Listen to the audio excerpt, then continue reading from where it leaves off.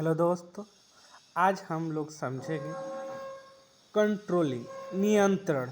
नियंत्रण क्या है, नियंत्रण के अर्थ क्या है, परिभाषा क्या है, सिद्धांत क्या है, आज इसके बारे में हम लोग चर्चा करेंगे। Meaning of controlling.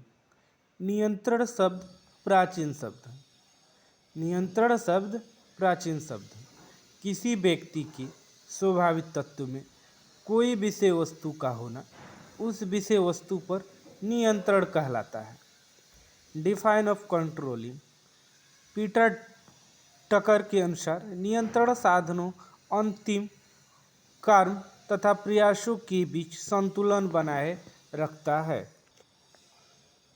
S Chatterjee के द्वारा नियंत्रण एक विशिष्ट प्रक्रिया है जिसमें 3 तत्व शामिल होते हैं: मान, मूल्यांकन तथा क्रियाओं में सुधार। IFAL ब्रिज के अनुसार नियंत्रण योजनाओं द्वारा पहले से तय मानकों के आधार पर गतियों के प्रदर्शन को जांचना होता है। नियंत्रण को अनेक तरह से परिभाषित किया जा सकता है। पहला, समाज अपराध युक्त रहे, इसके लिए कानून का नियंत्रण होना चाहिए। दूसरे का, विद्यालय में शिक्षार्थी अनुशासन में रहे, इसके लिए दंड का नियंत्रण होना चाहिए।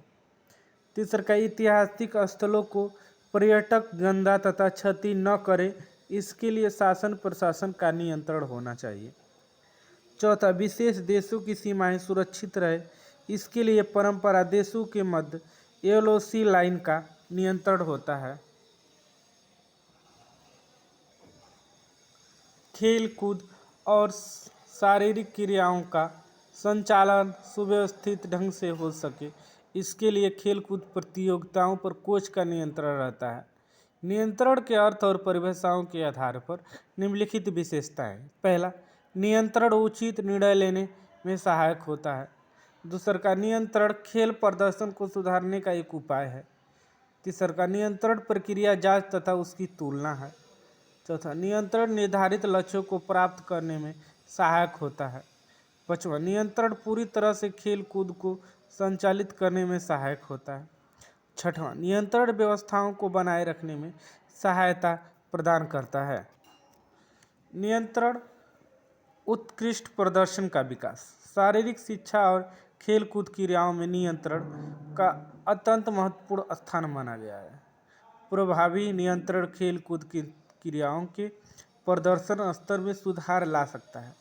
नियंत्रण ही खिलाड़ियों और शिक्षार्थियों को धीरे धीरे सफलता की ओर बढ़ाने में और उनके प्रदर्शन को उत्कृष्ट बनाने में सहायक होता है। खेल कूद क्रियाओं में अनुशासित खिलाड़ी ही उत्कृष्ट प्रदर्शन का प्रतीक होता है। नियंत्रण तंत्र, दृष्टि सूचना तंत्र। नियंत्रण द्वारा ही शारीरिक शिक्षा अपने लक्ष्यों को प्राप्त कर सकती है। दूसरे का, नियंत्रण द्वारा कुछ शिक्षकों तथा कुछ खेल प्रशिक्षकों की अनुमानी को दूर करना जनता तथा यह सूचना भेजी जा सकती है। तीसरे का, शारीरिक शिक्षा के प्रति लोगों में व्याप्त भ्रांतियों को दूर करने के लिए नियंत्रण अति आवश्यक होता है। नियंत्रण मूल्यांकन। नियंत्रण शारीरिक शिक्षा और खेलकूद क्रियाओं में निष्पंदन मूल्यांकन कराने में योगदान प्रदान करता है। कभी कभी ऐसी परिस्थितियां आ जाती हैं जो उत्पन्न हो जाती हैं कि तो दलों के खिलाड़ियों परस्पर लड़ने लगते हैं।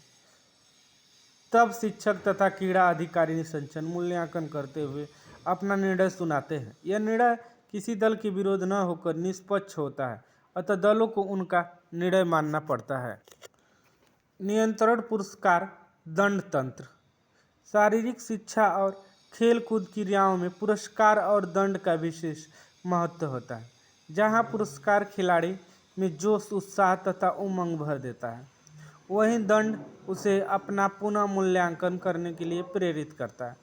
खेल कूद प्रतियोगिताओं के दौरान कई बार दलों में परस्पर विवाद हो जाते हैं अथवा एक दल दूसरे दल पर टीका टिप्पणी करने लगता है, जिस पर क्रीड़ा अधिकारी पहले तो उसके इस दुर्व्यवहार के लिए समझाता है, बाद में दंड स्वरूप उक्त खिलाड़ी को बाहर कर देता है।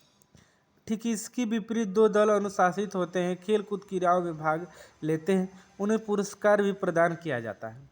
अतः इस प्रकार नियंत्रण के द्वारा शारीरिक शिक्षा और खेल कूद क्रियाओं के संचालन में महत्वपूर्ण सहायता प्राप्त होती है। नियंत्रण ही खिलाड़ियों को अनुशासित रहने के लिए प्रेरित और बाध्य करता है।